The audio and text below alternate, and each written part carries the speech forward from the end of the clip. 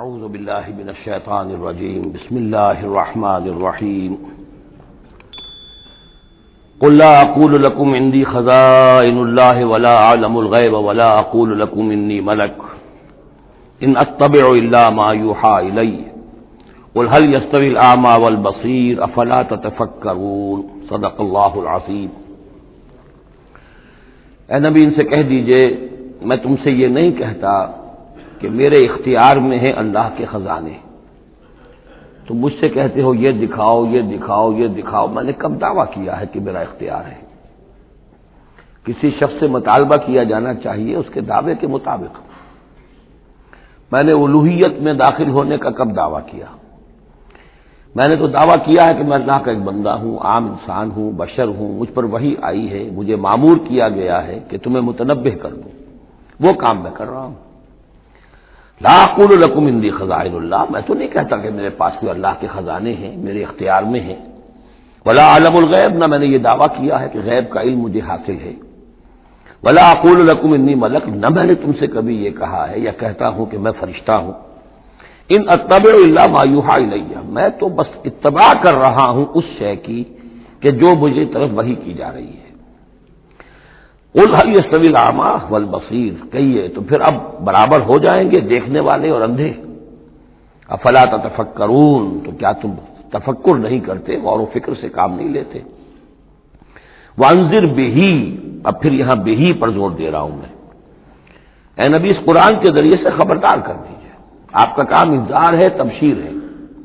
اوپر آ چکا ہے وما نرسل المرسلین الا مبشرین، پہلے آ چکا ہے اوحی الی ھذا القرآن لانذرکم بہ ومن بلغ، یہاں پھر آیا وانذر بہ الذین یخافون ان یحشروا الی ربہم، خبردار کر دیجئے اس کے ذریعے سے ان لوگوں کو کہ جنہیں واقعتاً کچھ خوف ہے کہ وہ اپنے رب کی طرف لے جائے جائیں گے۔ جیسا کہ میں نے آپ کو بتایا تھا کہ ان میں بھی بہت کم لوگ تھے کہ جو بعث بعد الموت کے منکر تھے، وہ یہ کہتے تھے کہ ہاں ہے، قیامت ہے، اٹھیں گے، اپنے رب کے پاس جائیں گے، لیکن وہاں ہمارے چھڑانے والے ہیں، وہ ہمیں بچا لیں گے۔ وانذر به الذین یخافون ان یحشروا الی ربہم لیس لہم من دونہ ولی ولا شفیع، ان کے لیے کوئی نہیں ہوگا اللہ کے سوا، نہ کوئی حمایتی نہ سفارش کرنے والا۔ اپنی ان مغالطوں کو رفع کر لیں، ان غلط فہمیوں کو رفع کر لیں۔ لعلہم یتقون، شاید کہ ان میں تقوی پیدا ہو جائے، شاید کہ وہ ڈر جائیں، شاید کہ خوف پیدا ہو جائے۔ ولا تطرد الذین یدعون ربہم بالغداۃ والعشی یریدون وجہہ، اور مت دھتکاریے آپ ان لوگوں کو کہ جو پکارتے ہیں اپنے رب کو صبح و شام اور وہ اس کی چہرے کی طالب ہیں، اس کی رضا کے جویا ہیں۔ یہ اصل میں اشارہ ہو رہا ہے کہ تمام رسولوں کے ساتھ یہ معاملہ ہوا، خاص طور پر حضرت نوح کے ساتھ بھی، کہ جو بڑے بڑے سرداران ہوتے تھے قوم کے، وہ کہتے تھے کہ اے نوح ہم تو تمہارے پاس آنا چاہتے ہیں، سمجھنا چاہتے ہیں بات کیا ہے، لیکن ہم دیکھتے ہیں جب بھی آئے تمہارے پاس، تمہاری محفل میں بیٹھے ہوتے ہیں ہمارے کمی کاری ملازم گھٹیا لوگ، اب ہماری شایان نشان نہیں ہے کہ ہم ان کے ساتھ بیٹھیں۔ یہی بات حضور سے کہتے تھے کہ آپ آتے ہیں آپ کے پاس بات سمجھنے کے لیے، یہ آپ کے گرد جو جمگھٹا لگا رہتا ہے، یہ ہمارے غلام لوگ ہیں، یہ ہمارے جو ہے معاشرے کے پست طبقات ہیں، یہ آپ کے آس پاس ہوتے ہیں، تو پھر ہمارے شایان نشان یہ نہیں ہے کہ ہم ان کی موجودگی میں آپ سے بات کریں۔ اس پر جواب دیا جا رہا ہے اے نبی آپ ان کی باتوں سے کوئی اثر نہ لیں، آپ خام خواہ اپنے ان ساتھیوں کو، چاہے وہ غریب ہیں چاہے وہ پست طبقات سے ہیں، لیکن ان کی شان یہ ہے کہ وہ صبح و شام اللہ کو پکارتے ہیں، اللہ سے دعا کرتے ہیں، مناجات کرتے ہیں، تسبیح و تحمید کرتے ہیں، اور وہ اس کے چہرے، اس کے روح انور کے طالب ہیں، وہ اس کی رضا چاہتے ہیں، اس کی خوشی چاہتے ہیں۔ انہوں نے اپنی زندگی جو ہے من یشری نفسہ ابتغاء مرضات اللہ، یہ تو وہ لوگ ہیں جنہوں نے اپنی جانیں جو ہے اللہ کی رضا جوئی کے لیے، اللہ کی رضا حاصل کرنے کے لیے تج دی ہیں۔ ما علیک من حسابہم من شیء، آپ کے ذمے ان کے حساب میں سے کچھ نہیں ہے۔ وما من حسابک علیہم من شیء، اور نہ آپ کا ان کے اوپر آپ کے حساب میں سے کچھ ہے، یعنی یہ کہ یہ تو ہر شخص کو اپنی کمائی کرنی ہے، آپ کے ذمہ آپ کا فرض ہے، آپ کرتے جائیے۔ جو آپ کے پاس آ رہے ہیں ان کا حساب بھی اللہ لے لے گا، جو آپ کے پاس نہیں آتے ان کا حساب بھی لے لے گا، ہر ایک کو اس کی طرز عمل کے مطابق وہ بدلہ دے دے گا۔ نہ آپ ان کی طرف سے جواب دہ ہیں، نہ یہ آپ کی طرف سے جواب دہ ہیں۔ فتطردہم، تو اگر خدا نہ خواستہ بالفرض آپ ان کے دباؤ میں آ کر اگر انہیں دور کر دیں اپنے سے، دھتکار دیں، فتکون من الظالمین، تو آپ ظالموں میں سے ہو جائیں گے۔ وَكَذَلِكَ فَتَنَّا بَعْضَهُم بِبَعْضٍ، اور اسی طرح ہم نے بعض کو بعض کے ذریعے سے آزمایا ہے۔ حق کہہ رہا ہے ایک شخص لیکن ہے مفلس، اب وہ دولت مند جو ہے وہ مسکرائے گا، اس کو دیکھو یہ مجھے سمجھانے آیا ہے، اس کے کپڑے پھٹے ہوئے ہیں، جوتیاں پٹخارتا ہوا آ گیا مجھے سمجھانے کے لیے، اپنی حیثیت کو نہیں پہچانتا۔ حالانکہ دیکھنا یہ چاہیے کہ جو بات وہ کہہ رہا ہے صحیح ہے یا غلط۔ اس طرح ہم آزمائش کر دیتے ہیں لوگوں کے لیے، وَكَذَلِكَ فَتَنَّا بَعْضَهُم بِبَعْضٍ، اسی طرح ہم آزماتے ہیں بعض کو بعض کے ذریعے سے، لِيَقُولُوا، تاکہ وہ کہیں أَهَٰؤُلَاءِ مَنَّ اللَّهُ عَلَيْهِم مِّن بَيْنِنَا، کیا یہ وہ لوگ ہیں جن پر اللہ کا خاص انعام و احسان ہوا ہے ہم میں سے؟ اللہ کا احسان ہم پر ہوا ہے، دولت مند ہم ہیں، سردار ہم ہیں، چودراٹیں ہماری ہیں، حویلیاں ہماری ہیں، یہ جو ہیں گرے پڑے طبقات کے لوگ، کیا یہ ہیں کہ جو اللہ کا احسان اور ان کے اوپر اللہ تعالیٰ کا بڑا فضل ہوا ہے؟ یہ کہا کرتے تھے مکے کے لوگ بھی کہ اگر قرآن اللہ نے بھیجنا ہی تھا، کتاب نازل کرنی تھی، نبوت دینی تھی، تو کوئی رجل من القریتین عظیم، یہ جو دو شہر ہیں مکہ اور طائف، بڑے بڑے چودھری ہیں، سرمایہ دار ہیں، بڑے لوگ ہیں، سردار ہیں، ان میں سے کسی کے پاس بھیجتا۔ مکے کا یتیم جس کے پاس کوئی دولت نہیں، بچپن مفلسی میں گزرا ہے، سخت مشقت کے اندر جو ہے جوانی کا دور گزرا ہے، جس کے پاس کچھ بھی نہیں، کوئی عہدہ نہیں، کوئی منصب نہیں، قریش کا کوئی عہدہ حضور کے پاس نہیں تھا، کوئی منصب نہیں تھا، کوئی آپ کے پاس سرمایہ نہیں تھا، آپ تو پیدا ہی ہوئے ہیں یتیم۔ تو اس اعتبار سے کیا یہی رہ گیا تھا اللہ کے لیے؟ معاذ اللہ ثم معاذ اللہ۔ لِيَقُولُوا أَهَٰؤُلَاءِ مَنَّ اللَّهُ عَلَيْهِم مِّن بَيْنِنَا أَلَيْسَ اللَّهُ بِأَعْلَمَ بِالشَّاكِرِينَ، تو کیا اللہ تعالیٰ زیادہ واقف نہیں ہے ان سے کہ جو واقعتاً اس کا شکر کرنے والے ہیں؟ ایک اور جگہ آئے گا کہ اللہ تعالیٰ واللہ عالم حیث یجعل رسالتہ، اللہ بہتر جانتا ہے کہ کہاں اسے اپنی رسالت کا منصب کس کو دینا چاہیے، کس میں اس کی صلاحیت ہے۔ جیسے طالوت کے بارے میں لوگوں نے کہہ دیا تھا کہ اس کے لیے کیسے ہو سکتی ہے سرداری، جبکہ ہمارے پاس دولت ہے، اس کے پاس دولت نہیں، لم یؤت سعۃ من المال، تو کہا گیا تھا اسے جسم اور علم کے اندر اللہ نے بسطہ یعنی کشادگی عطا فرمائی ہے۔ وَإِذَا جَاءَكَ الَّذِينَ يُؤْمِنُونَ بِآيَاتِنَا، اور اے نبی اس کے برعکس یہ لوگ جو چاہتے ہیں کہ آپ دھتکار دیں ان کو، اس کے برعکس آپ کی روش کیا ہونی چاہیے ان غرباء اور فقراء کے لیے؟ وَإِذَا جَاءَكَ الَّذِينَ يُؤْمِنُونَ بِآيَاتِنَا، جب آپ کے پاس آئیں وہ لوگ جو ہماری آیات پر ایمان رکھتے ہیں، فَقُلْ سَلَامٌ عَلَيْكُمْ، تو آپ ان کو سلام کہا کیجئے اور انہیں خوشخبری دیا کیجئے، کتب ربکم علی نفسہ الرحمہ، تمہارے رب نے اپنے اوپر رحمت کو لازم کر لیا ہے، اور تمہارے لیے خاص رحمت کا مظہر کیا ہے؟ انہ من عمل منکم سوءا بجہالۃ، کہ تم میں سے کوئی بھی اگر کسی وقت کوئی برے کام کا ارتکاب کر بیٹھے، جذبات میں آ کر، ناواقفیت سے، جہالت میں، ثم تاب من بعدہ، پھر اگر وہ فوراً توبہ کر لے گا، وہ اصلاح اور اصلاح کر لے گا، فانہ غفور الرحیم، تو اللہ تعالیٰ غفور الرحیم ہے۔ یہ تمہارے لیے مزید خوشخبری ہے، تہنیت اللہ کی طرف سے، قل سلام علیکم کتب ربکم علی نفسہ الرحمہ انہ من عمل منکم سوءا بجہالۃ ثم تاب من بعدہ واصلح فانہ غفور رحیم۔ وکذالک نفصل الآیات، آگے محذوف ہے لفظ لیتفکروا بہا ولتستبین سبیل المجرمین، اسی طرح ہم اپنی آیات کی تفصیل بیان کرتے ہیں تاکہ یہ لوگ ان پر غور کریں، تفکر کریں، اور جب غور کریں گے، تفکر کریں گے، تو مجرموں کا راستہ ان کے سامنے کھل کر آ جائے گا کہ جس راستے پر ہم جا رہے ہیں وہ واقعتاً مجرموں کا راستہ ہے۔ قل انی نہیت ان اعبد الذین تدعون من دون اللہ، کہہ دیجئے مجھے تو روک دیا گیا ہے ان کو پوجنے سے کہ جن کو تم پکارتے ہو اللہ کے سوا، یہ لات عزیٰ منات ان کو میں نہیں پکار سکتا، مجھے روک دیا گیا ہے، مجھے تو حکم دیا گیا ہے لا تدعوا مع اللہ احدا، اللہ کے ساتھ کسی اور کو مت پکارو۔ قل لا اتبع اہواءکم، اور کہہ دیجئے ڈنکے کی کہ میں تمہاری خواہشات کی پیروی نہیں کر سکتا، قد ضللت اذا، اگر ایسا کروں گا تو میں خود گمراہ ہو جاؤں گا، وما انا من المہتدین، اور پھر نہ رہوں گا میں ہدایت والوں میں۔ قل انی علی بینۃ من ربی، اب اس کو ذرا نوٹ کر لیجئے، کہہ دیجئے کہ میں تو اپنے رب کی طرف سے ایک بڑی بینہ پر ہوں، میں جس راستے پر چل رہا ہوں روشن راستہ ہے، میں اس کا باطن بھی جانتا ہوں، اس کی حقیقت بھی مجھ پر منکشف ہے۔ اور یہ بینہ اصل میں کیا ہے، یہ جا کر آگے سورہ ہود میں یہ بات زیادہ کھلے گی کہ بینہ جو ہے وہ ایک عام انسان کے لیے دو چیزوں سے بنتی ہے، فطرت سلیمہ، جیسا کہ میں نے شروع میں عرض کیا تھا آپ سے، فطرت سلیمہ، عقل سلیم، اس سے انسان ایک حد تک آ گیا، پھر اللہ کی وحی جو آئی اس نے تصدیق کر دی، یہ بینہ بن گیا۔ ب اسی معنی میں پھر رسول اور پھر اللہ کی وحی مل کر بینہ بن جاتے ہیں، وہ لوگوں کے حق میں بینہ، اور خود اپنے حق میں بینہ کیا ہے؟ آپ کی اپنی فطرت سلیمہ، عقل سلیم، اور اس پر پھر وحی کی توثیق، وحی نے آ کر ان کو اجاگر کر دیا، ان حقائق کو جن تک آپ اپنی عقل سلیم اور فطرت سلیمہ کی رہنمائی میں پہنچ چکے تھے۔ قل انی علی بینۃ من ربی، کہہ دیجئے میں کوئی اندھیرے میں ٹامک ٹوئیاں نہیں مار رہا ہوں، تم جو مجھ سے مطالبے کر رہے ہو، مجھ پر دباؤ ڈال رہے ہو، میں تو اپنے رب کی طرف سے بینہ پر ہوں۔ وَكَذَّبْتُمْ بِهِ، تم نے اسے جھٹلا دیا ہے۔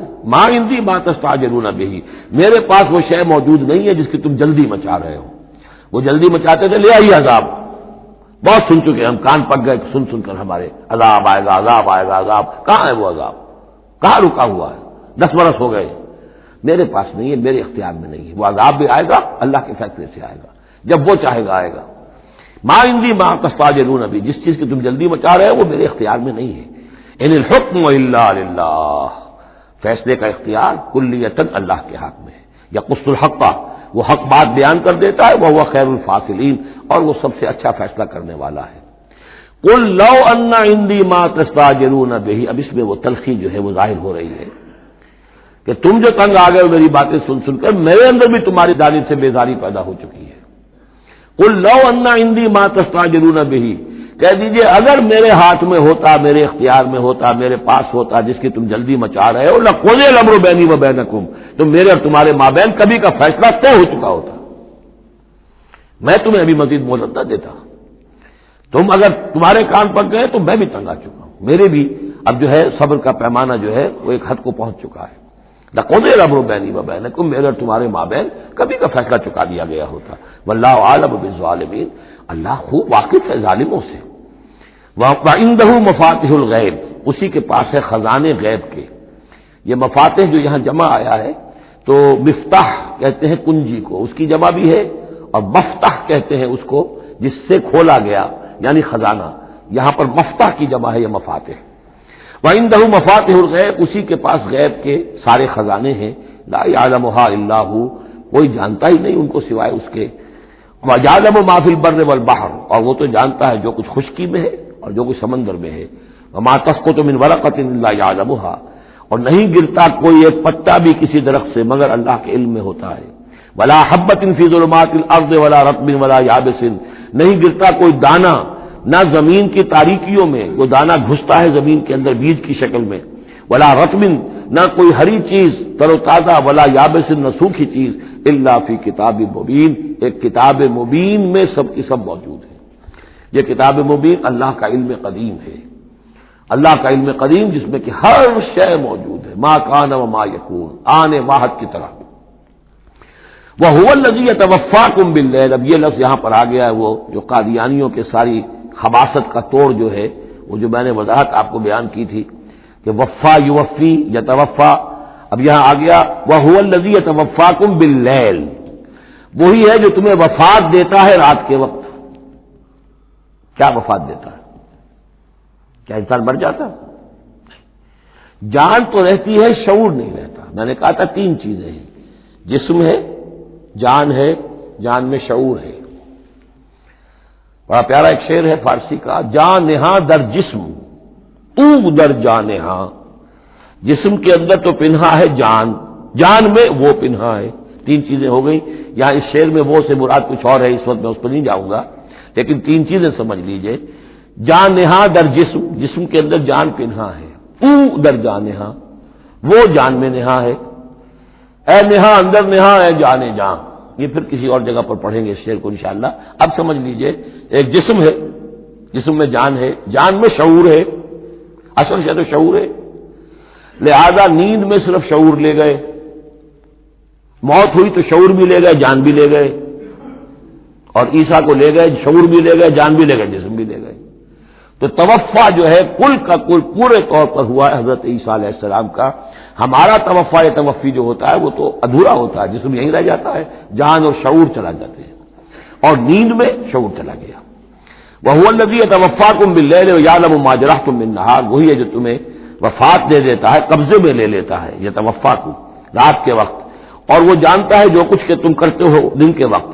ثُمَّ يَبْعَثُكُم فِيهِ، پھر وہ دوبارہ اگلی صبح کو پھر تمہیں اٹھا دے گا، لِيُقْضَىٰ أَجَلٌ مُّسَمًّى، تاکہ وہ تمہاری جو مہلت ہے وہ پوری ہو جائے۔ یعنی روزانہ ایک طرح سے ہم موت کی آغوش میں چلے جاتے ہیں.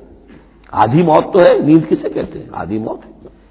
یہی وجہ ہے کہ جو دعا ہے صبح کو اٹھنے کے وقت کی جو مسنون دعا ہے، الحمدللہ الذی احیانی بعدما اماتنی والیہ النشور، کل شکر اور کل حمد اور کل تعریف اس اللہ کے لیے ہے جس نے مجھے دوبارہ زندہ کیا اس کے بعد کہ مجھ پر موت وارد کر دی تھی.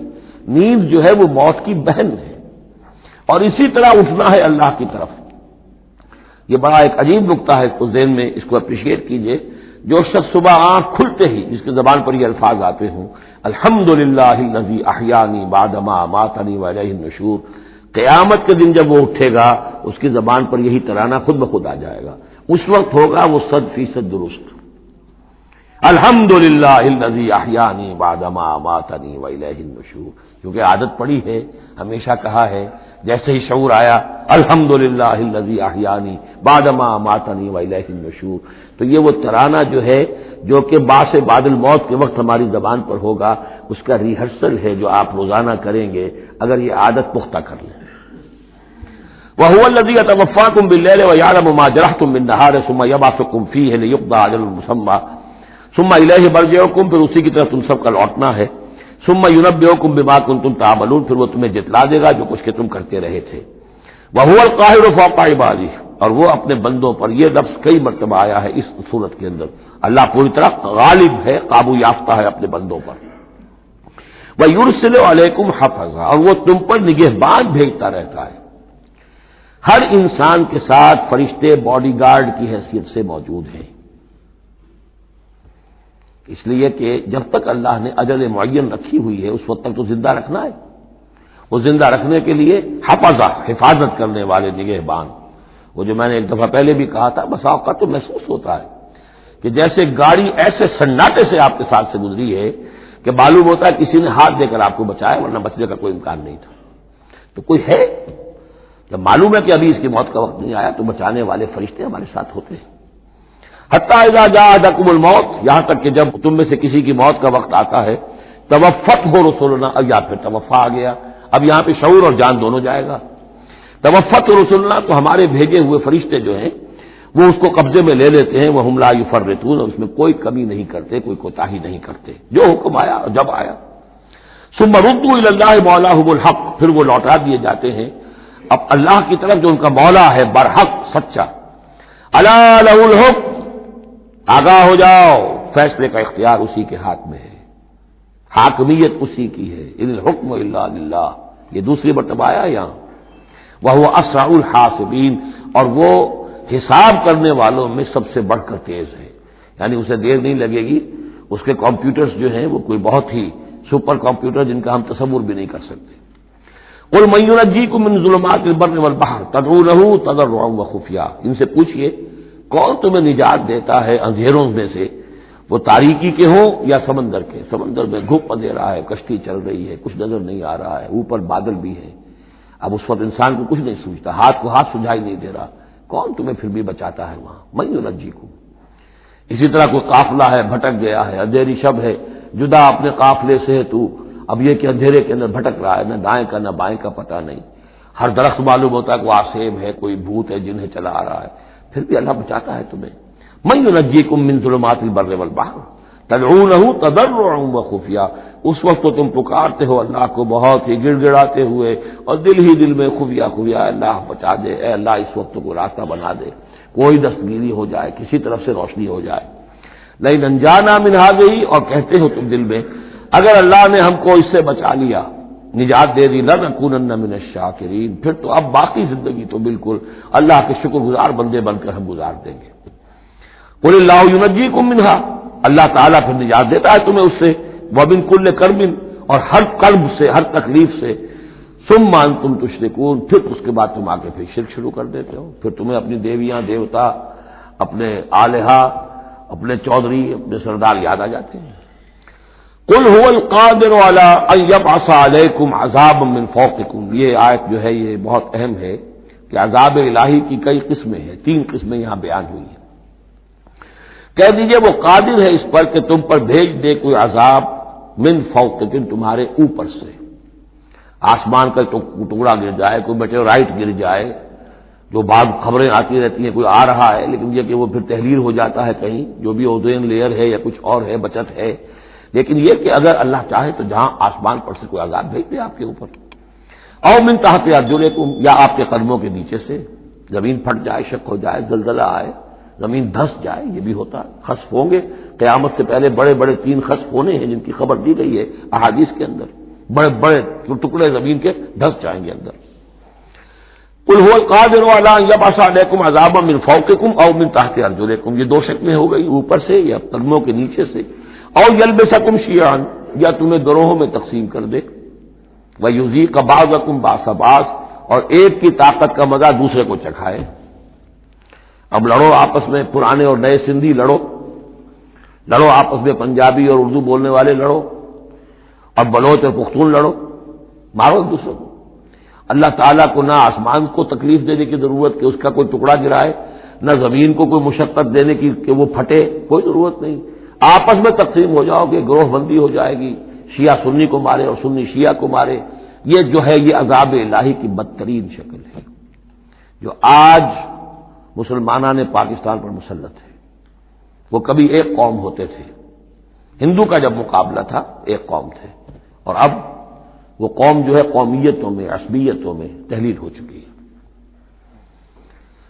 انظر کیف نصرف الآیات لعلہم یفقہون، دیکھو کیسے ہم اپنی آیات کی تصریف کرتے ہیں۔ تصریف کہتے ہیں آیات کو گھمانا، ایک ہی بات کو اسلوب بدل بدل کر، انداز بدل بدل کر، ترتیب بدل بدل کر لانا۔ ایک پھول کا مضمون ہو تو 100 رنگ سے باندھو۔ وَكَذَّبَ بِهِ قَوْمُكَ وَهُوَ الْحَقُّ، اور اے نبی آپ کی قوم نے اسے جھٹلا دیا۔ بہی مراد قرآن، یعنی میں نے عرض کیا کہ اس صورت کیا یہ عمود، حصی معجزہ کوئی نہیں دکھائیں گے، اصل معجزہ محمد کا یہ قرآن ہے صلی اللہ علیہ وسلم، اسی لیے بہی بہی بہی اس کی تکرار اس میں کثرت سے ملے گی۔ وَكَذَّبَ بِهِ قَوْمُكَ وَهُوَ الْحَقُّ، یہ قرآن الحق ہے لیکن اے نبی آپ کی قوم نے اس کو جھٹلا دیا ہے۔ قُلْ لَسْتُ عَلَيْكُمْ بِوَكِيلٍ، ان سے کہہ دیجئے میں اب تمہارا ذمہ دار نہیں ہوں۔ اب میں نہیں کہہ سکتا کہ کب اللہ کے عذاب کا بند جو ہے وہ کھل جائے اور تمہارے اوپر وہ عذاب ہلاکت جو ہے وہ آ جائے۔ لِكُلِّ نَبَأٌ مُسْتَقَرٌ، كُلُّ نَبَأٍ مُسْتَقَرٌ، ہر خبر، ہر بڑی بات کے لیے وقت معین ہے۔ فَسَوْفَ تَعْلَمُونَ، میں نہیں کہہ سکتا، جیسے کہ سورہ انبیاء میں فرمایا وَإِنْ أَدْرِيَ قَرِيبٌ أَمْ بَعِيدٌ مَا تُوعَدُونَ، میں یہ نہیں جانتا کہ جس کی تمہیں دھمکی دی جا رہی ہے وہ قریب آ چکا یا دور ہے، ٹائم ٹیبل اللہ کے علم میں ہے، لیکن یہ میں جانتا ہوں کہ اگر تمہاری روش یہی رہی تو عذاب آ کر رہے گا۔ بسوف تعلمون، اور ان قریب تمہیں معلوم ہو جائے گا۔ وَإِذَا رَأَيْتَ الَّذِينَ يَخُوضُونَ فِي آيَاتِنَا، یہ وہ آیت آگئی جس کا حوالہ سورہ نساء کی آیت نمبر 140 میں آیا تھا کہ تمہیں پہلے ہدایت دی گئی تھی کہ جب تم لوگوں کو دیکھو کہ وہ ہماری آیات کا استہزاء کر رہے ہیں، تمسخر کر رہے ہیں، تو ان کے پاس بیٹھو مت، اٹھ کر چلے جاؤ، کم سے کم یہ کہ ایک پروٹیسٹ میں واک آؤٹ تو وہاں سے ہو جائے۔ وَإِذَا رَأَيْتَ الَّذِينَ يَخُوضُونَ فِي آيَاتِنَا، اور جب تم دیکھو لوگوں کو کہ وہ ہماری آیات میں خوض، مین میخ نکال رہے ہیں۔ دیکھیے اردو میں ہم ایک لفظ بولتے ہیں غور و خوض، بڑا غور و خوض ہو رہا ہے، بہت غور و خوض کے بعد میں اس نتیجے پر پہنچا ہوں۔ یہ دونوں لفظ جو عربی زبان کے بہت قریب کے ہیں، غور کے معنی، غور اچھے معنی میں آتا ہے اور خوض برے معنی میں آتا ہے۔ صحیح چھان پھٹک کرنا اور غور کرنا، اس کے ما لہو ما علیہ، فار کیا ہے اگینسٹ کیا ہے، یہ مثبت انداز میں یہ ہے غور۔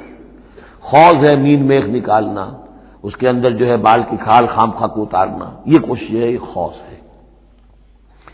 وَإِذَا رَأَيْتَ الَّذِينَ يَخُوضُونَ فِي آيَاتِنَا، جبکہ وہ ہماری آیات میں اس طریقے کا معاملہ کر رہے ہوں تو جب تم دیکھو فَأَعْرِضْ عَنْهُمْ، تو ان سے کنارہ کرو، حَتَّى يَخُوضُوا فِي حَدِيثٍ غَيْرِهِ، یہاں تک کہ پھر وہ کسی اور بات میں لگ جائے، کسی اور مذاق میں، ٹھٹے میں، پھر تم ان کے پاس جا سکتے ہو۔ وَإِمَّا يُنْسِيَنَّكَ الشَّيْطَانُ فَلَا تَقْعُدْ بَعْدَ الذِّكْرَىٰ، اور اگر تمہیں شیطان بھلا دے، تم بیٹھے ہوئے تھے وہاں گفتگو شروع ہوئی، کچھ دیر تک تمہیں احساس نہیں ہوا کہ یہ تم اس کام میں لگ گئے ہیں، تو تمہیں یاد نہیں آیا، لیکن فلا تقعد بعد الذکر، جب یاد آ جائے تو مت بیٹھو ان کے ساتھ، مع القوم الظالمین، ان ظالموں کے ساتھ، پھر وہاں سے واک آؤٹ کرو احتجاجاً، اور پھر یہ البتہ منتظر رہو کیونکہ دعوت و تبلیغ کے لیے پھر تمہیں آنا ہے۔ تو قالوا سلاما، علیحدہ بھی ہو تو وہ لٹ مار کے نہ ہو، بلکہ یہ کہ اٹھو وہاں سے تو بڑی خوبصورتی کے ساتھ۔ وَمَا عَلَى الَّذِينَ يَتَّقُونَ مِنْ حِسَابِهِم مِّن شَيْءٍ، اور یقیناً جو لوگ اللہ کی تقویٰ کی روش اختیار کرتے ہیں ان پر ان کے حساب کی کوئی ذمہ داری نہیں ہے، ولیکن ذکر لعلہم یتقون، لیکن یہ یاد دہانی ہے تاکہ وہ تقویٰ اختیار کریں۔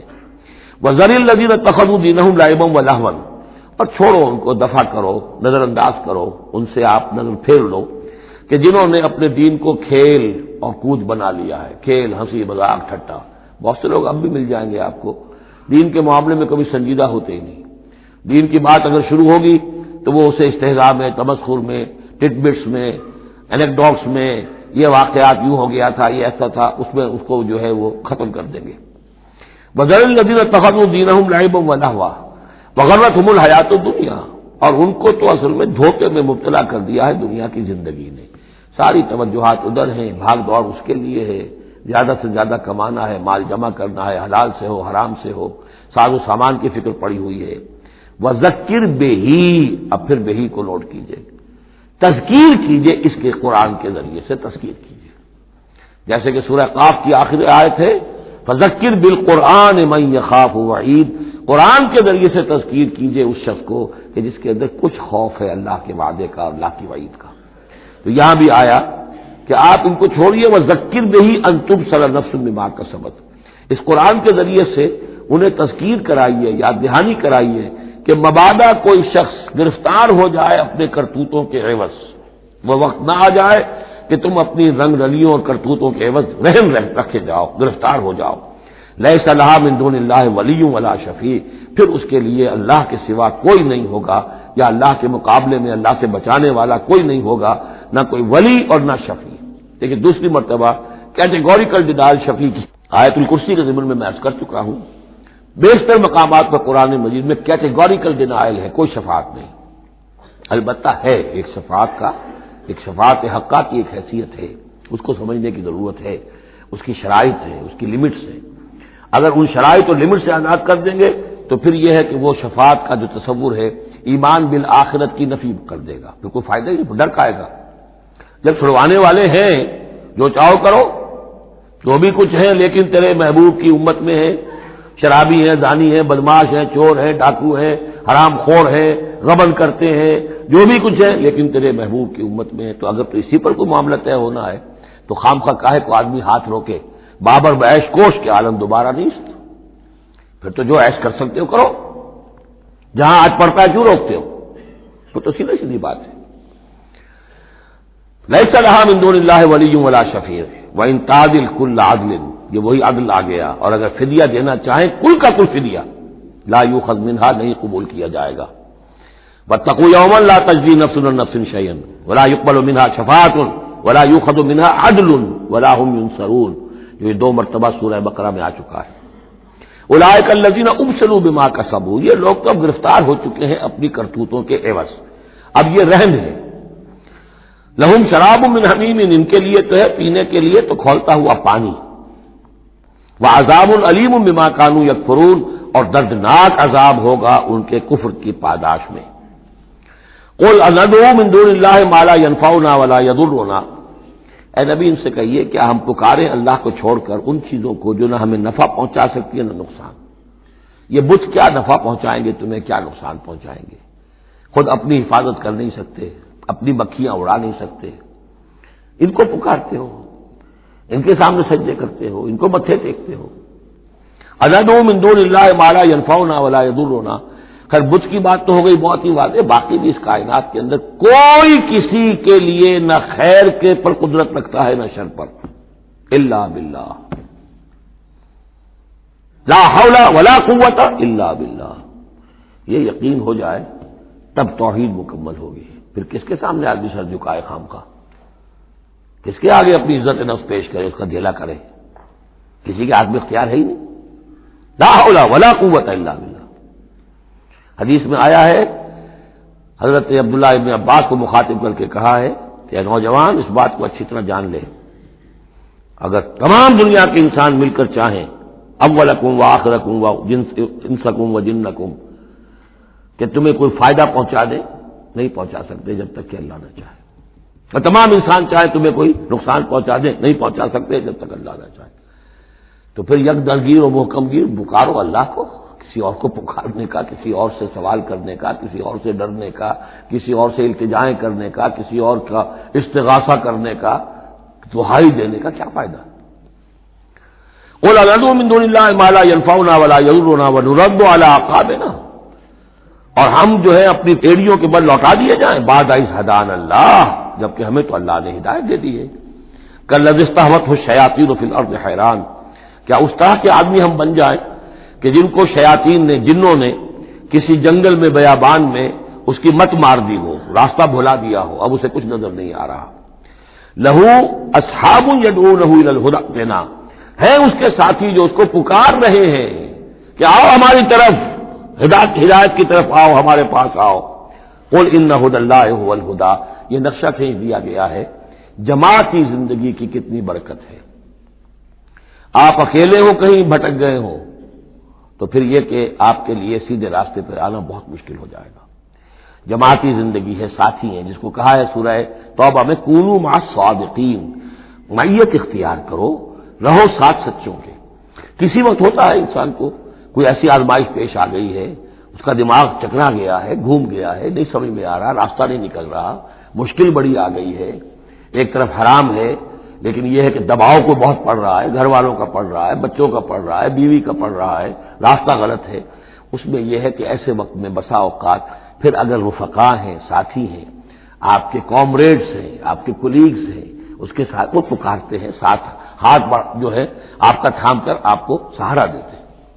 قل ان ھدی اللہ ھو الھدی، یقیناً ہدایت کہہ دیجئے اللہ ہی کی ہدایت اصل ہدایت ہے۔ وَأُمِرْنَا لِنُسْلِمَ لِرَبِّ الْعَالَمِينَ، اور ہمیں تو حکم یہ ہوا ہے کہ ہم تمام جہانوں کے پروردگار کی تابع داری اختیار کریں اور فرما برداری اختیار کریں۔ وَنَقِيمُ الصَّلَاةَ وَاتَّقُوهُ، اور یہ کہ نماز قائم کرو اور اس کا اللہ کا تقوی اختیار کرو۔ وَهُوَ الَّذِي إِلَيْهِ تُحْشَرُونَ، اور وہی ہے جس کی طرف کہ تمہیں جمع کر دیا جائے گا۔ وَهُوَ الَّذِي خَلَقَ السَّمَاوَاتِ وَالْأَرْضَ بِالْحَقِّ، اور وہی ہے جس نے آسمان اور زمین بنائے ہیں حق کے ساتھ۔ یہاں حق کے کیا معنی ہے؟ ود اے پرپس، یہ بیکار نہیں ہے۔ ربنا ما خلقت ھذا باطلا، اے رب ہمارے تو نے یہ سب باطل نہیں بنایا، بیکار نہیں بنایا، بے مقصد نہیں بنایا۔ سورہ آل عمران کی آخری رکوع کی جو وہ دعا ہے، بلکہ باطل کے مقابلے میں کیا حق۔ وَهُوَ الَّذِي خَلَقَ السَّمَاوَاتِ وَالْأَرْضَ بِالْحَقِّ وَيَوْمَ يَقُولُ كُن فَيَكُونُ، اور جس دن وہ کہے گا ہو جا، وہ ہو جائے گا۔ کیا ہو جائے گا؟ جب وہ چاہے گا اس کائنات کو لپیٹ بھی دے گا، اسی نے بنایا ہے حق کے ساتھ، اور اس کو اسی کے حکم سے لپٹ جائے گی۔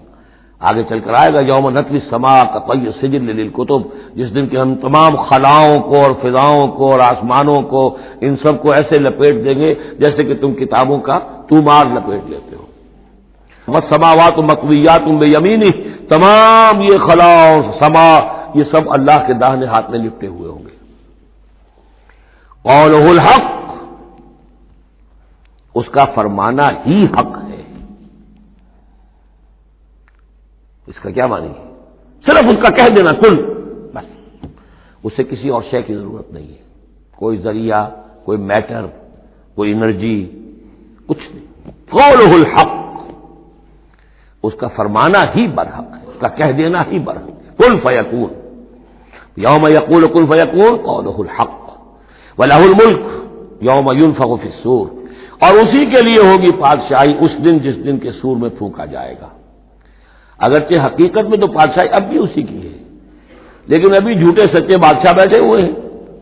ابھی شاہ فہد صاحب بھی براجمان ہیں، اور بھی شاہ بھی اور کوئی ہوں گے، حسن بھی ہیں، حسین بھی ہیں، وہ شاہ بھی ہیں اور بھی ہیں، ملکہ بھی ہیں۔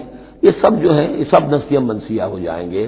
لمن الملک اليوم للہ الواحد القہار، معلوم کیا کہ اب بھی اگرچہ بادشاہی اسی کی حقیقت میں، لیکن یہ جھوٹے سچے ڈرامے والے خدا جو ہے کچھ نہ کچھ بیٹھے نظر آتے ہیں بادشاہ۔ وَلَهُ الْمُلْكُ يَوْمَ يُنفَخُ فِي الصُّورِ، عالم الغیب، وہ تمام غیب کا جاننے والا، والشہادہ، اور کھلی باتوں کا جاننے والا، وَهُوَ الْحَكِيمُ الْخَبِيرُ، اور وہ کمال حکمت والا اور ہر شے سے باخبر۔ وَإِذْ قَالَ إِبْرَاهِيمُ لِأَبِيهِ آزَرَ، اب اس میں آپ دیکھیں گے اس سورہ مبارکہ میں حضرت ابراہیم کا ذکر ہے، اور پھر ان کی نسل کے بعد انبیاء کرام کا ذکر ہے۔ ایک گلدستہ تو ہم پڑھ آئے ہیں سورہ نساء کے آخر میں، وہاں 13 انبیاء اور رسل کے نام آئے تھے، یہاں اس سے ذرا بڑا گلدستہ آئے گا، یہاں پہ 17 انبیاء اور رسول کے نام آئیں گے. پھر حضرت ابراہیم علیہ السلام کا ذکر یہاں آیا ہے، اور جو جن رسولوں کی قوموں پر ہلاکت کے بارے میں قرآن میں صراحت کے ساتھ مذکور ہے، ان 6 کا ذکر جو ہے سورہ اعراف میں آئے گا.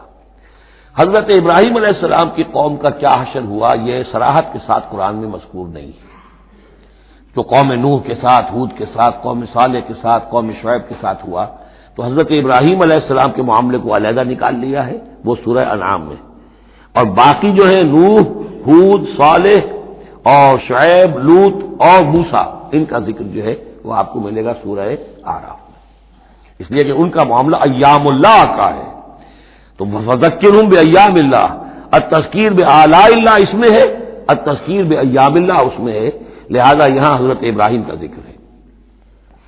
وَإِذْ قَالَ إِبْرَاهِيمُ لِأَبِيهِ آزَرَ أَتَتَّخِذُ أَصْنَامًا آلِهَةً، اور یاد کرو جب کہ کہا ابراہیم نے اپنے باپ آزر سے، کیا تم نے ان بتوں کو اپنا خدا بنا رکھا ہے.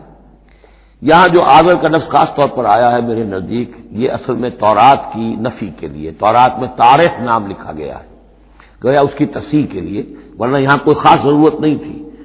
وَإِذْ قَالَ إِبْرَاهِيمُ لِأَبِيهِ، یہ کافی تھا، لیکن نام اس لیے دیا گیا کہ تورات سے پڑھنے والوں کو مغالطہ ہوتا ہے، اور اسی مغالطے کو اہل تشیع نے اختیار کر لیا ہے.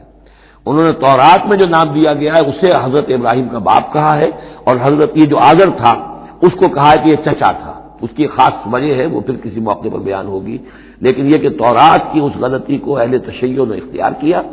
قرآن مجید نے اسی کی نفی کے لیے یہاں پر حضرت ابراہیم کے والد کا نام صراحتاً بتا دیا کہ آزر ہے. وَإِذْ قَالَ إِبْرَاهِيمُ لِأَبِيهِ آزَرَ، اور یاد کرو جب کہ کہا تھا ابراہیم نے اپنے باپ آزر سے، أَتَتَّخِذُ أَصْنَامًا آلِهَةً، کیا آپ نے ان بتوں کو اپنا الہ بنایا ہوا ہے. انی اراک وقومک فی ضلال مبین، میرا تو خیال یہ ہے، میری رائے تو یہ ہے کہ آپ بھی اور آپ کی قوم بھی کھلی گمراہی میں مبتلا ہے. وَكَذَلِكَ نُرِي إِبْرَاهِيمَ مَلَكُوتَ السَّمَاوَاتِ وَالْأَرْضِ، اور اسی طرح ہم دکھانے لگے یا دکھاتے رہے ابراہیم کو آسمانوں اور زمین کے ملکوت. ملکوت سے مراد کیا ہے کہ اللہ تعالیٰ نے اس کائنات کا جو نظام قائم کیا، جسے میں کہتا ہوں کہ جو یونیورسل گورنمنٹ ہے، اس کا ایک نظام ہے، اس کے کارندے ہیں، تو اس کے مشاہدہ اللہ تعالیٰ اپنے رسولوں کو کراتا ہے تاکہ ان کا یقین جو ہے وہ یقین اس درجے کا ہو جائے کہ جیسے کہ اپنی آنکھوں سے دیکھی ہوئی چیزیں. وَلَيَكُونَ مِنَ الْمُوقِنِينَ، اور تاکہ وہ پوری طرح یقین کرنے والوں میں سے ہو جائے. لیکن واو چونکہ یہاں آیا، اس سے پہلے ہم محذوف مانیں گے تاکہ وہ اپنی قوم پر حجت قائم کر سکے اور پوری طرح یقین کرنے والوں میں سے ہو جائے. یہ جو آگے آ رہا ہے یہ در حقیقت حضرت ابراہیم علیہ السلام کی طرف سے اپنی قوم پر حجت کو اس طور سے پیش کیا گیا ہے.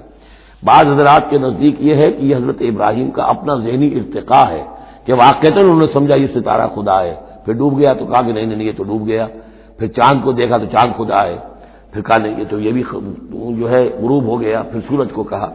تو یہ بات اصل میں بعض حضرات کی رائے ہے یہ، اور الفاظ سے کچھ متبادل بھی ہوتا ہے، لیکن یہ ہے کہ زیادہ صحیح رائے جس سے کہ آگے آ جائے گا وَتِلْكَ حُجَّتُنَا آتَيْنَاهَا إِبْرَاهِيمَ عَلَىٰ قَوْمِهِ، تو معلوم ہوتا ہے کہ یہ اصل میں حضرت ابراہیم علیہ السلام نے حجت قائم کرنے کے لیے یہ تدریج اختیار کی اپنی قوم کو سمجھانے کے لیے.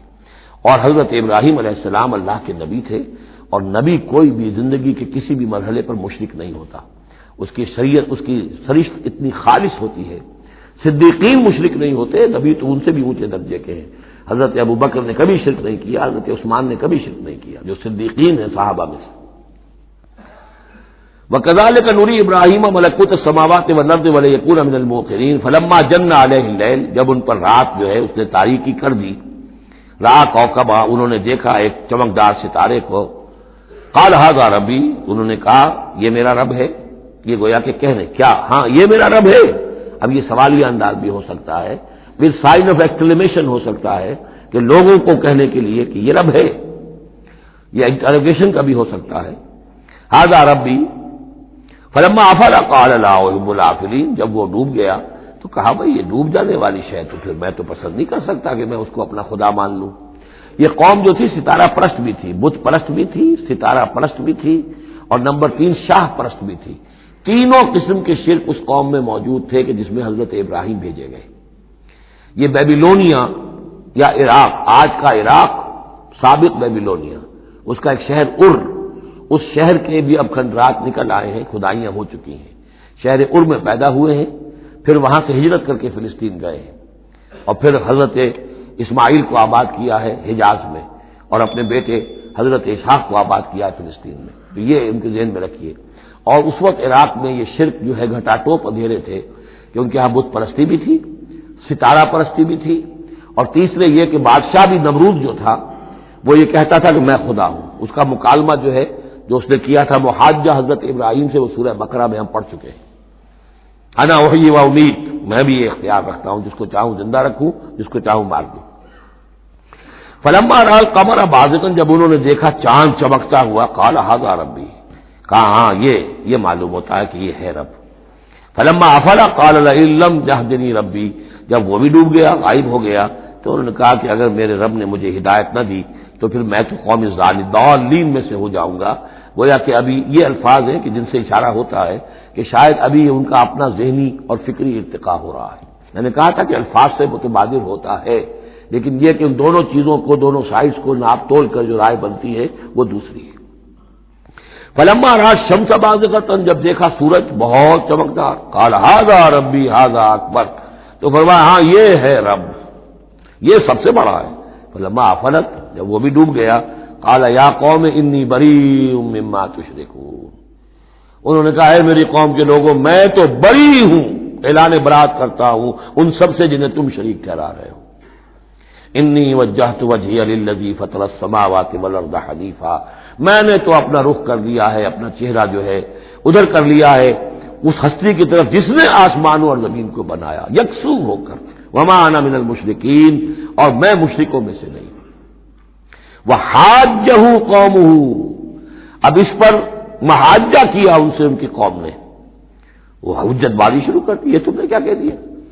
سارے دیویوں کی نفی کر دی، سارے ستاروں کی نفی کر دی، ہر چیز کی نفی کر دی، اب تم پر مار پڑے گی فلاں دیوی کی اور فلاں ستارے کی نحوست جو ہے اس کا تم نے انکار کیا، تیار ہو جاؤ، اب تمہارے اوپر شامت آئے گی۔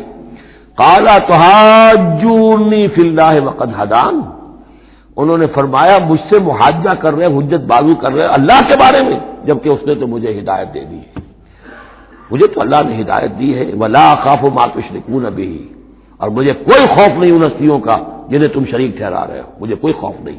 الا ان یشاء ربی شیئا، ہاں اللہ کو چاہے میرے ساتھ کہ کوئی تکلیف مجھے آ جائے، کوئی آزمائش آ جائے تو ٹھیک ہے، میرا رب ہے، لیکن مجھے کوئی کسی کا ڈر نہیں، نہ تمہارے کسی دیوی کا، نہ دیوتا کا، نہ کسی ستارے کی نحوست کا، اور نہ کسی اور کا۔ لا اخاف ما تشرکون بہ، تم جس کا مجھے ڈراوا دے رہے ہو مجھے ان میں سے کسی کا کوئی خوف نہیں۔ الا ان یشاء ربی شیئا، الا یہ کہ میرا رب میرے لیے کچھ چاہے جو چاہے۔ وسع ربی کل شیء علما، یقیناً میرا رب جو ہے وہ تو ہر شے کے علم کے اعتبار سے احاطہ کیے ہوئے ہے۔ افلا تتذکرون، تو کیا تم عقل سے کام نہیں لیتے، تم نہیں سوچتے، نصیحت اخذ نہیں کرتے؟ وکیف اخاف ما اشرکتم، میں کیسے ڈروں ان سے جنہیں تم نے شریک ٹھہرا رکھا ہے۔ ولا تخافون انکم اشرکتم باللہ، جبکہ تم نہیں ڈرتے کہ تم نے اللہ کے ساتھ شریک ٹھہرا دیے۔ ما لم ينزل به علیکم سلطانا، اور ان ہستیوں کو شریک ٹھہرا دیا ہے جن کے لیے کہ اللہ نے کوئی سلطان، کوئی سند نہیں اتاری۔ ہاں اللہ نے اپنی کتابوں میں کوئی سند اتاری ہوتی، عقل انسانی میں اس کی کوئی بنیاد ہوتی تو کوئی بات بھی ہوتی، نہ عقل میں، نہ فطرت میں، نہ کسی آسمانی کتاب میں کسی معبود کے لیے کوئی گنجائش نہیں ہے ہی نہیں۔ وَكَيْفَ أَخَافُ مَا أَشْرَكْتُمْ وَلَا تَخَافُونَ أَنَّكُمْ أَشْرَكْتُمْ بِاللَّهِ مَا لَمْ يُنَزِّلْ بِهِ عَلَيْكُمْ سُلْطَانًا فَأَيُّ الْفَرِيقَيْنِ أَحَقُّ بِالْأَمْنِ إِن كُنتُمْ تَعْلَمُونَ، تو اگر تم علم رکھتے ہو تو بتاؤ دونوں فریقین میں سے، یعنی ایک موحد ہے، ایک اللہ واحد پر ایمان رکھتا ہے، ساری قوت اس کے ہاتھ میں، سارا اقتدار اس کا ہے، ہر شے اس کے قبضہ قدرت میں۔ ایک وہ ہے کہ جو اس کو ماننے کے ساتھ ساتھ کچھ اور چھوٹے دیوی دیوتا سینکڑوں جو ہے وہ ان کو بھی مانتے ہیں۔ امن اور چین اور سکون کس کو میسر آئے گا؟ قلبی چین، روحانی اطمینان اور سکون۔ ای الفریقین احق بالامن، ان دونوں میں سے موحدین اور مشرکین میں سے امن، سکون، اطمینان، چین اور راحت کا کون زیادہ حقدار ہے؟ بتاؤ اگر تم جانتے ہو۔ اور اس کا جواب خود دیا، الذین آمنوا ولم یلبسوا ایمانہم بظلم، یقیناً وہ لوگ جو ایمان لائیں اور اپنے ایمان پر کسی طرح کے شرک کی آلودگی نہ ہونے دے۔ یہاں لفظ ظلم آیا ہے، ظلم کسی چھوٹے گناہ کو بھی کہہ سکتے ہیں، اسی لیے اس پر صحابہ گھبرا گئے تھے کہ حضور کون شخص ہوگا کہ جس نے کبھی کوئی ظلم نہ کیا ہو، اور نہیں تو اپنے اوپر ظلم کرتا ہے آدمی، کسی پر ظلم کرتا ہے۔ تو اس کا تو مطلب ہے کوئی شخص بھی یہ جو مقام ہے جو یہاں بیان کیا جا رہا ہے اس کا جو سزاوار اور اس کا حقدار نہیں ہو سکتا۔ آپ نے فرمایا نہیں، یہاں ظلم سے مراد شرک ہے۔ پھر آپ نے سورہ لقمان کی آیت پڑھی، اس میں فرمایا کہ ان الشرک لظلم عظیم، وَإِذْ قَالَ لُقْمَانُ لِابْنِهِ يَا بُنَيَّ لَا تُشْرِكْ بِاللَّهِ إِنَّ الشِّرْكَ لَظُلْمٌ عَظِيمٌ۔ یہاں پر ظلم سے مراد شرک ہے، یعنی ایمان ایسا ہو کہ جو شرک کی ہر آلودگی سے پاک ہو۔ میں یہاں پھر تذکرہ کیے دیتا ہوں، شروع میں بھی عرض کیا تھا، شرک کسے کہتے ہیں، شرک کی قسمیں کون کون سی ہیں، کون کون سے بھیس بدل کر یہ شرک آتا ہے۔ باہر رنگے کے خواہی جامہ می پوش، من اندازے قدت را می شناسم، تم چاہے کسی بھی رنگ کا لباس پہن کے آ جاؤ، میں تمہیں تمہارے قد سے پہچان لوں گا۔ تو قد سے پہچاننا جو ہے شرک کا آسان نہیں ہے، بھیس بدلتا ہے، اس کے لیے ضروری ہے۔ اور آج کے دور میں شرک کس کس شکل میں موجود ہے اس کا سمجھنا بہت اہم ہے۔ اس موضوع پر میرے 6 گھنٹے کے کیسٹس موجود ہیں۔ الذین آمنوا ولم یلبسوا ایمانہم بظلم، یقیناً وہ لوگ جو ایمان لائے اور جنہوں نے اپنے ایمان میں کسی بھی نوع کے شرک کی آمیزش نہ ہونے دی، اولئک لہم الامن وہم مہتدون، ان کے لیے ہے امن اور وہی ہوں گے راہیاب۔ یہ امن اور ایمان اور اسلام اور سلامتی کا جو آپس میں تعلق ہے لفظی اعتبار سے، وہ اس دعا میں بہت نمایاں ہو جاتا ہے کہ جو حضور ہر نیا جو چاند دیکھتے تھے ہر مہینے کا جو دعا مانگتے تھے، اللہم اہلہ علینا بالامن والایمان والسلامت والاسلام، اے اللہ یہ مہینہ جو شروع ہو رہا ہے اس نئے چاند کے ساتھ، ہلال کے ساتھ، اسے ہم پر طلوع فرما امن اور ایمان کے ساتھ اور سلامتی اور اسلام کے ساتھ۔ تو یہ بڑا گہرا ربط ہے ان الفاظ کے اندر۔ میرا چھوٹا سا کتابچہ ہے قرآن اور امن عالم، آج سے شاید کوئی میں سمجھتا ہوں کہ 30-32 سال پہلے کی تقریر تھی میری، لیکن وہ ان موضوعات پر میں سمجھتا ہوں کہ بہت مختصر لیکن بہت مفید ہے۔ فرمایا وَتِلْكَ حُجَّتُنَا آتَيْنَاهَا إِبْرَاهِيمَ عَلَىٰ قَوْمِهِ، اس کا میں حوالہ دے رہا تھا۔ یہ پوری سرگوش بیان کر کے اب فرمایا یہ ہماری وہ حجت تھی جو ہم نے ابراہیم کو عطا کی اس کے قوم کے خلاف۔ یہ سارا محاجہ حضرت ابراہیم اپنی قوم سے کر رہے تھے۔ بظاہر اس کو توریہ کہتے ہیں، ایک ہوتا ہے جھوٹ بولنا، ایک ہوتا ہے توریہ۔ توریہ یہ ہے کہ آپ کہیں کوئی بات ایسی جو جھوٹ تو نہیں ہے لیکن جس سے سننے والا مغالطے میں مبتلا ہو جائے۔ مثلا حضرت شیخ الہند رحمۃ اللہ علیہ کا واقعہ ہے، جس زمانے میں ان کے وارنٹ نکلے ہوئے تھے اور وہ حرمین شریفین میں تھے، مکہ مکرمہ میں تھے، وارنٹ نکلا ہوا ہے اور شریف حسین والی مکہ جو ہے اس کے سپاہی ڈھونڈتے پھر رہے ہیں کہ کہاں ہے مولوی ہندوستانی جو ہے جو باغی ہے انگریزوں کا، اس کو پکڑا جائے۔ اب یہ ایک جگہ پر یہ کہیں کھڑے ہوئے تھے تو ایک شرطے نے آ کر جو وہاں کا سپاہی تھا پوچھا ان کے بارے میں محمود الحسن کو جانتے ہو؟ کہ یہاں جانتا ہوں۔ وہ کہاں ہے؟ محمود الحسن کہاں ہے؟ تھوڑا سا 2 قدم پیچھے ہٹ کے کہا ابھی یہیں تھے۔ جھوٹ تو نہیں بولا نا، 2 قدم پیچھے ہٹ کر کہا ابھی یہیں تھے، بالکل سچ بولا۔ اس نے سمجھا ابھی یہیں تھے، دوڑا ادھر دوڑ گیا اپنے نکل گئے۔ اس کا نام ہے توریہ۔ یہ جھوٹ بھی نہیں ہے لیکن یہ کہ سننے والے کو مغالطہ بھی ہو گیا۔ اصل میں حضرت ابراہیم علیہ السلام کے کلام میں یہ توریہ کا انداز جو ہے وہ بہت ہے، تاکہ لوگوں کو جیسے جب بتوں کو سب کو توڑ دیا تو کہا کہ اس نے توڑا ہوگا یہ جو بڑا ہے، جو صحیح سالم کھڑا ہوا ہے بڑا بت، اور تیشا بھی جو ہے جس سے توڑا تھا سب کو وہ اس کی گردن میں لگا دیا کہ یہ جو ہے جو آلہ ہے، آلہ واردات بھی اسی کے پاس سے برآمد ہو رہا ہے، اور یہ سالم ہے باقی سب ٹوٹ گئے ہیں، تو قرائن کی شہادت بھی ہے کہ یہی ہے، پکڑو اس کو۔ تو یہ ہوتا ہے ان کو سمجھانے کے لیے کہ وہ سوچیں، دروں بینی پر آمادہ ہو جائیں۔ تو یہ ہے میرے نزدیک ان آیات کا محل یہ ہے۔ وَتِلْكَ حُجَّتُنَا آتَيْنَاهَا إِبْرَاهِيمَ عَلَىٰ قَوْمِهِ، اور یہ ہماری وہ دلیل تھی جو ہم نے عطا فرمائی ابراہیم کو اس کی قوم کے خلاف۔ نرفع درجات من نشاء، ہم بلند کرتے ہیں درجے جن کے چاہتے ہیں۔ اب ظاہر بات ہے یہاں کہنے کا مقصد یہ ہم نے ابراہیم کے درجے بہت بلند کیے۔ ان ربک حکیم علیم، یقیناً تیرا رب حکیم اور علیم ہے۔ ووہبنا لہ اسحاق ویعقوب، اب وہ گلدستہ شروع ہو رہا ہے، اور ہم نے اسے عطا فرمایا اسحاق جیسا بیٹا، یعقوب جیسا پوتا، کلن ہدینا، سب کو ہم نے ہدایت دی، وَنُوحًا هَدَيْنَا مِن قَبْلُ، اور نوح کو ہم نے ہدایت دی تھی ان سے بھی پہلے، وَمِن ذُرِّيَّتِهِ، اور ان کی اولاد میں سے، حضرت ابراہیم کی اولاد میں سے، داؤد و سلیمان و ایوب و یوسف و موسیٰ و ہارون، کیسے کیسے عظیم نبی ہم نے اٹھائے، داؤد جیسا بادشاہ، سلیمان جیسا بادشاہ، ایوب اور یوسف اور موسیٰ اور ہارون، وَكَذَلِكَ نَجْزِي الْمُحْسِنِينَ، اسی طرح ہم بدلہ دیتے ہیں محسنین کو۔ یہ لوگ ظاہر بات ہے کہ ایمان کی اس بلند ترین منزل پر فائز تھے جس کو ہم پڑھ آئے سورہ مائدہ میں کہ ثم اتقوا واحسنوا واللہ یحب المحسنین، وزکریا ویحییٰ وعیسیٰ والیاس، مزید برآں زکریا جیسے نبی، یحییٰ جیسے نبی، عیسیٰ علیہ السلام، والیاس کل من الصالحین، یہ سب کے سب نیک بختوں میں سے تھے، واسماعیل والیسع ویونس ولوطا، اور اسماعیل اور الیسع اور یونس اور لوط، وَكُلًّا فَضَّلْنَا عَلَى الْعَالَمِينَ، سب کو ہم نے تمام جہان والوں پر فضیلت دی، وَمِنْ آبائِهِمْ، اور ان کے آباء و اجداد میں سے بھی، وَذُرِّيَّاتِهِمْ، اور ان کی نسلوں میں سے بھی، وَإِخْوَانِهِمْ، اور ان کے بھائیوں میں سے بھی، وَاجْتَبَيْنَاهُمْ، ہم نے ان کو چن لیا، پسند کر لیا، سلیکٹ کر لیا، وَهَدَيْنَاهُمْ إِلَىٰ صِرَاطٍ مُسْتَقِيمٍ، اور ہم نے ان کو ہدایت دی سیدھے راستے کی طرف۔ ذَلِكَ هُدى اللَّهِ يَهْدِي بِهِ مَن يَشَاءُ مِنْ عِبَادِهِ، یہ اللہ کی وہ ہدایت ہے جس کی وہ ہدایت بخشتا ہے جس کو چاہتا ہے اپنے بندوں میں سے۔ وَلَوْ أَشْرَكُوا، اور اگر بالفرض وہ بھی شرک کرتے، لَحَبِطَ عَنْهُمْ مَا كَانُوا يَعْمَلُونَ، ان کے بھی سارے اعمال حبط ہو جاتے۔ شرک اتنی بری شے، اتنے اونچے اونچے مراتب، اتنے اعلیٰ اعلیٰ مقامات، اللہ کی محبوب شخصیتیں، اولو العزم پیغمبر اور یہ عظیم انبیاء، لیکن بالفرض یہ سمجھانے کے لیے، ظاہر بات ہے کوئی امکان نہیں تھا کہ وہ شرک کرتے، لیکن ہمیں سمجھانے کے لیے شرک وہ شے ہے، ان اللہ لا یغفر ان یشرک بہ ویغفر ما دون ذلک لمن یشاء ولو اشرکوا لحبط عنہم ما كانوا یعملون، اگر وہ شرک کرتے تو ان کے بھی تمام اعمال حبط ہو جاتے۔ اولئک الذین آتیناہم الکتاب والحکم والنبوۃ، یہ وہ لوگ ہیں جن کو ہم نے کتاب دی، اپنی حکمت اور شریعت سے نوازا، نبوت سے سرفراز فرمایا۔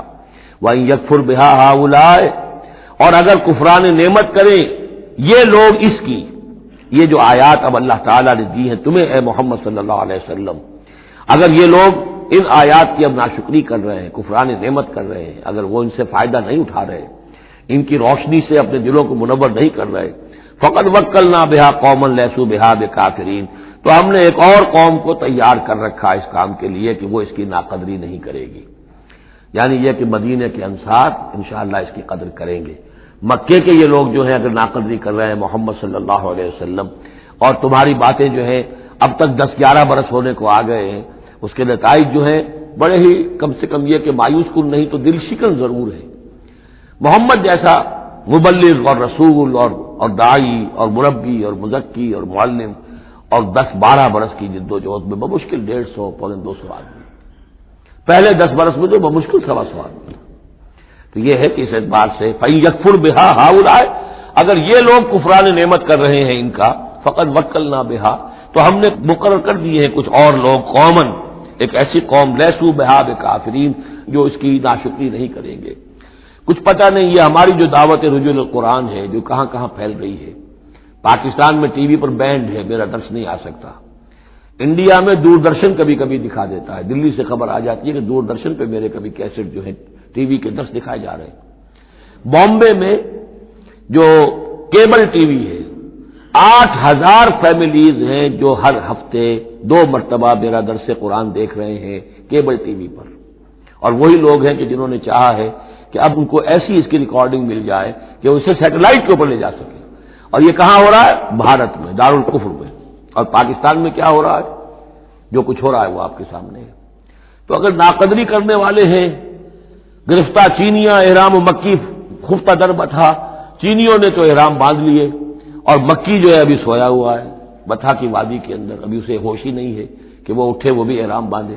تو یہ بہرحال یہ آیت بڑی اہم اس اعتبار سے آج کے دور میں خاص طور پر یہ ہے کہ کوئی مایوسی انسان کو ہونی نہیں چاہیے۔ ہمیں تو پتہ بھی نہیں ہے کہ کہاں کہاں یہ بات پھیل رہی ہے، ممکن ہی نہیں ہے مجھے معلوم ہو کہ میرے کیسٹ کہاں کہاں پہنچ گئے۔ وہ تو جہاں کہیں بھی جاتا ہوں، دیکھتا ہوں، سنتا ہوں، کوئی کہتا ہے میرے پاس 300 کیسٹ آپ کے ہیں، کوئی کو ملتا ہے میرے پاس اتنے کیسٹ آپ کے ہیں، میں سنتا ہوں۔ اب یہ دعوت پھیل رہی ہے، اب یہ میں نہیں کہہ سکتا کہ کس جگہ پر یہ جڑ پکڑے زمین کے اندر اور یہ انقلابی دعوت جو ہے قرآن کی وہ وہاں ایک تناور درخت بنے، ایک تحریک زبردست انقلابی اٹھے۔ فَإِن يَكْفُرْ بِهَا هَؤُلَاءِ فَقَدْ وَكَّلْنَا بِهَا قَوْمًا لَيْسُوا بِهَا بِكَافِرِينَ۔ اگر یہ اس کی ناقدری کر رہے ہیں تو اے نبی آپ آزردہ خاطر نہ ہو، ہم نے ایک اور قوم کو تیار کر لیا ہے کہ وہ اس کی ناقدری نہیں کریں گے۔ اولئک الذین ھدی اللہ فبہداہ مقتدہ، یہ وہ لوگ ہیں جن کو اللہ نے ہدایت دی تھی۔ یہ 17 نام جو اوپر ہم نے پڑھے ہیں، فرمایا کہ اللہ فرما رہا ہے ہم نے انہیں ہدایت دی تھی، فبہداہ مقتدہ، تو آپ بھی ان کی ہدایت کی پیروی کیجئے۔